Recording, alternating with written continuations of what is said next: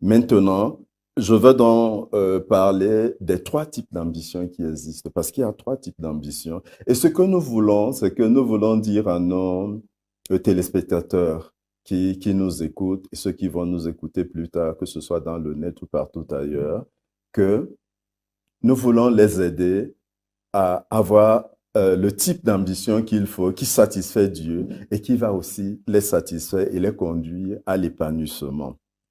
Donc, le premier type d'ambition, c'est ce qu'on appelle, le premier type d'ambitieux, c'est ce qu'on appelle les démonstratifs, les esclaves ou les victimes. La- Alors, c'est trois types d'ambitieux.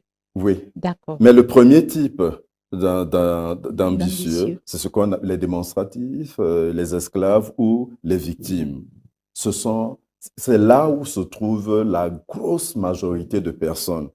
Là, vous allez trouver des suiveurs, des immatures, des gars qui sont en proie des tourments, des systèmes qui les entourent. Vous voyez, il y a des systèmes religieux, parce que dans certaines religions, c'est terrible ce qui est dit là. Ça fait que les gars manquent l'objectif, le but de leur vie, la mission de leur vie. Il y a les ambitions politiques. Combien de gens ont cassé leur carrière dans les systèmes politiques? Il y a des systèmes culturels. Là où si tu es là, si tu n'obéis pas à certaines règles du système, en fait, que tu obéisses ou pas, c'est les intérêts des systèmes qu'on sert, mais pas ce que Dieu a en vue pour vous. Donc, il faut faire attention avec les systèmes. Il y a des systèmes économiques et ces suiveurs donc sont en proie de ces systèmes-là. Et c'est ces systèmes qui leur dictent la conduite à tenir. C'est extrêmement dangereux. Excusez-moi, pasteur, on va Oui? ouvrir une parenthèse à ce niveau. Ah, ah. Alors, un jeune Ouais. chrétien qui Mhm. se trouve à ce niveau-là, Ouais. dans une entreprise où c'est ce genre d'ambition qui est prôné, Ouais. que faut-il faire? Est-ce qu'il doit se rétracter ou alors essayer d'apporter de manière stratégique le message du salut? Et surtout, comment? Dans un premier temps, il faut toujours savoir que la vie est structurée d'une certaine manière. Je disais au départ que Dieu a un plan pour nous. A un plan directeur pour le monde qu'il a créé. Donc tout doit s'arrimer d'abord à cela. Donc si un projet d'entreprise n'entre pas en ligne de compte avec le plan directeur de Dieu et qu'il a ses propres ambitions, qu'il lutte plutôt contre ça, moi je ne m'identifie pas à une telle chose. Et je conseille à tout le monde de ne pas s'identifier parce qu'au finish, vous allez voir ce qui va arriver. C'est pour ça qu'on les appelle les suiveurs. C'est pour ça qu'on les appelle des esclaves. C'est-à-dire, ils n'ont rien à dire, ils ne font que suivre. Vous allez comprendre quand nous allons parler des deux autres types d'ambitieux pour faire la différence et savoir où est-ce que vous devez vous aligner pour votre salut et pour contribuer à votre vie.